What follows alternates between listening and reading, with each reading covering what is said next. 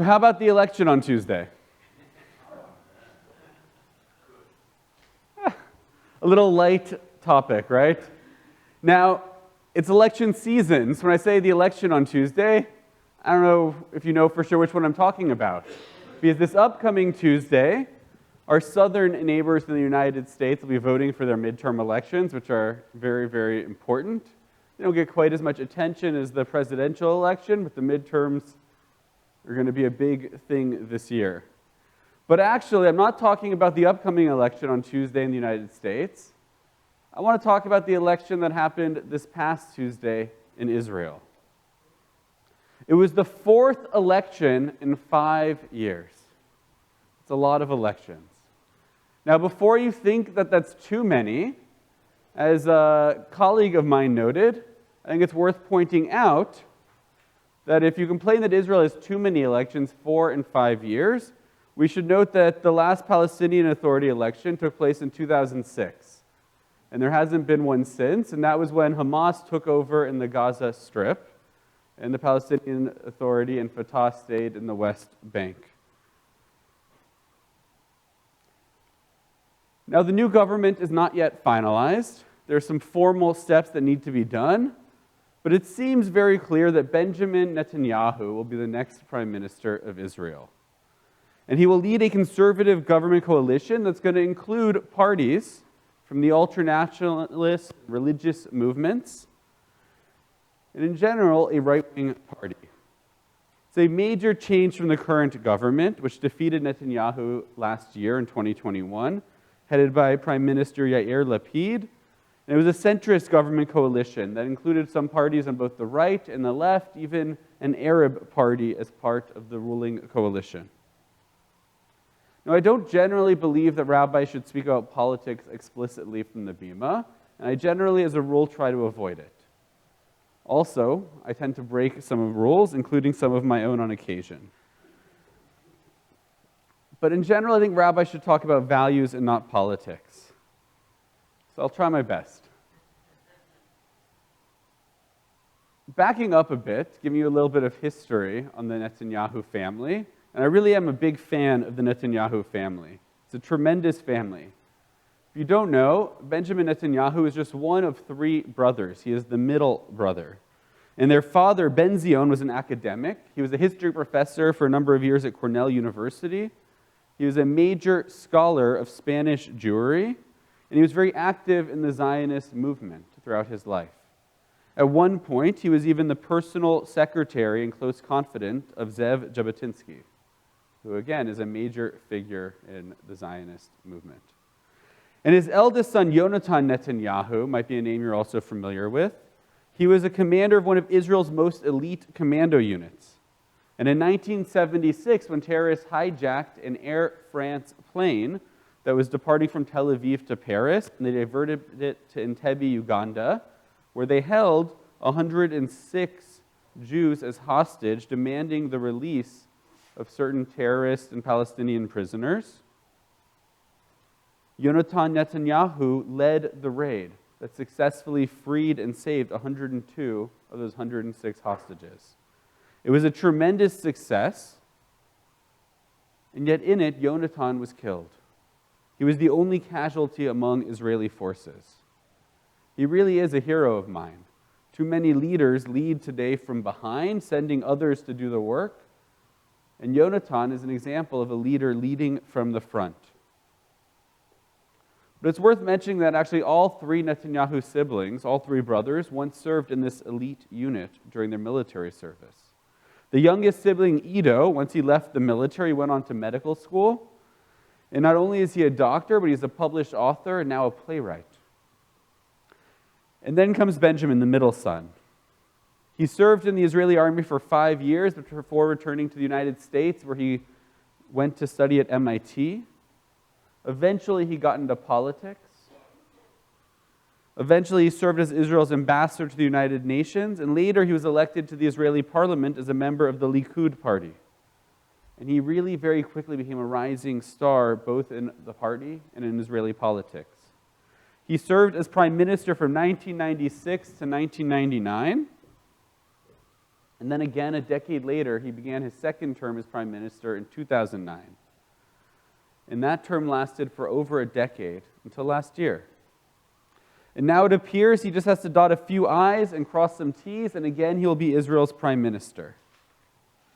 So first, I want to say, wow, it's really a tremendous family. Any one of them, right, is a leader in their various fields where they've excelled. And the fact that all three sons and the father as well were all well-known, notable people in their fields is truly remarkable. And not only, as I mentioned, was I a fan of Yonatan Netanyahu, I'm a fan of Bibi. For a long time, I was a big fan of Bibi, as he is called, Benjamin Netanyahu. One of his first early forays into politics was speaking out on behalf of Israel. Having been raised in the United States and speaking fluent English, he became a strong supporter and a voice for Israel in the media, doing frequent interviews in the 80s and 90s, speaking out on behalf of the country, giving voice when Israel was unfairly treated by the world at large. But over his decade plus as prime minister, I've come to have some complaints of my own. In order to remain in power over the years, he's reached out to find support from some of the most right-wing sectors of Israeli politics. And I've been vocal before in my criticisms. I was vocal when the egalitarian space at the Kotel, a compromise that was brokered by Natan Sharansky, was shelved. I was vocal when, under him, the Israeli government seemed to pick and choose which conservative conversions were counted when it came to making aliyah, and it seemed very clearly to depend on the person's skin color. He's reached out to some of the most right-wing and fundamentalist groups in Israel to garner support. And yet, I wish him well. I hope that as he takes on this role again as prime minister, he will help to lead Israel to safety and security. One of the things our tradition teaches us is that no leader is perfect. Every leader is flawed. And while he may have his flaws, he is the democratically elected prime minister. And yet at the same time, supporting Israel and supporting the government, I don't think means that we can't offer criticism when it's due. And you will hear that here at Beth Torah.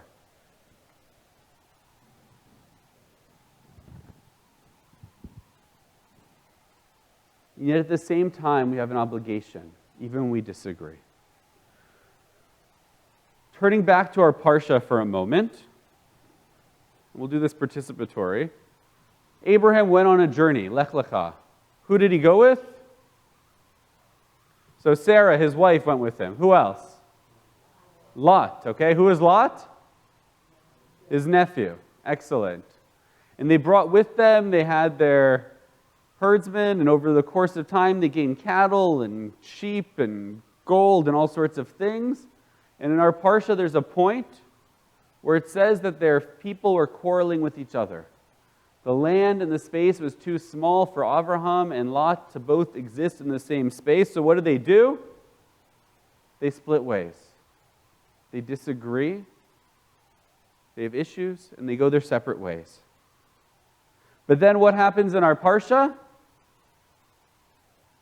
There's a group of kings that wage war, and they end up taking Lot captive. And what happens next? Our text tells us in chapter 14, verse 14, Vayishma Avram ki nishba achiv. Abraham heard that his brother had been taken. Now, who was taken? Lot. And Lot is his nephew. But the text here tells us he heard that his brother had been taken. So Rabbeinu Bachia, a medieval Spanish commentator, tells us there's something very specific here the Torah wants us to learn, that the Torah is trying to teach us. He says, as to the word achiv, his brother, in fact, Lot was Avram's nephew, not his brother. But the Torah wrote it in this way to show us the virtue of brotherliness that Avram extended even to a nephew who had chosen to live as a neighbor to the wicked people of Sodom. He had not allowed considerations of strife which had occurred between them previously to influence his judgment concerning his nephew. He risked his life on his behalf as if he were a biological brother. As Jews, we're going to disagree at times. Even in Israel, they disagree about politics. Hence, again, 5 elections in 4 years. But there's something special about what it means to be a Jew, what it means to be a Jewish family. And I'm not talking about our immediate family, but the connection we have to each and every Jew. The connection we have to the Jewish people in Israel, the connection that they have to us living here in the diaspora and all over the world. We are brothers and sisters. And Israel needs our support, and it's our obligation as brothers and sisters to offer that support. Because Israel will also be there as our brothers and sisters to support us when needed. I was speaking with a congregant this week about the election, and she reminded me about her own family's story during the Shoah and their survival, and how happy she is to see a strong Israel. Because as she reminded me, while her and her family were hiding from the Nazis, no one came to help, not for a long time. And we know that story all too well. The St. Louis, a ship that went from shore to shore, when it came to Canada, like many other countries, was turned away. Had there been in Israel at the time, there would have been a place for that ship to dock. Just as Yonatan Netanyahu led the charge when Jews were under siege in Uganda, far away, Israel would be there for us anywhere we need them. So as we look to the future, I think it's important to remember that. We are family. They are our family. They are our brothers and sisters. They are the ones who will be there to save us if, God forbid, we ever need it. They are the ones who will put their own lives on the line to protect our own. And that doesn't mean, as brothers and sisters, that we can't disagree. Doesn't mean we can't have our own opinions. Even within this community, it's good for us to disagree and to have conversations. But we should and we must stand up when we see Israel being treated unfairly. We must speak out when criticism of Israel is simply used as a socially acceptable, a morally appropriate form of anti-Semitism in today's world, which it more often than not is. We see the rising anti-Semitism in the world. We see the comments from Kanye, from Kyrie Irving, from all over the place. And it's great. There are companies that have cut their ties with different people for speaking anti-Semitic remarks. But the truth is, we know these are financial decisions. If it was in their benefit to support the celebrities, they would continue to do so. Israel is the guarantee that there won't again be a Shoah. Israel is the guarantee that we are safe. So we must support Israel, vocally, financially. They are our family, and our family will always be there for us. So in the coming months, we will have various programs and opportunities here to learn from experts about Israel, to learn about the history, to learn about the politics, to have real discussions and debates about what the future of the Jewish homeland should be, about our vision for a safe and secure democracy in the Middle East.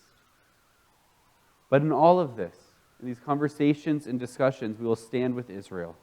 We will stand with our brothers and sisters. I know for a long time it was a tradition here to recite Hatikvah each week at the end of services. And somewhere before I came, that tradition stopped during the pandemic.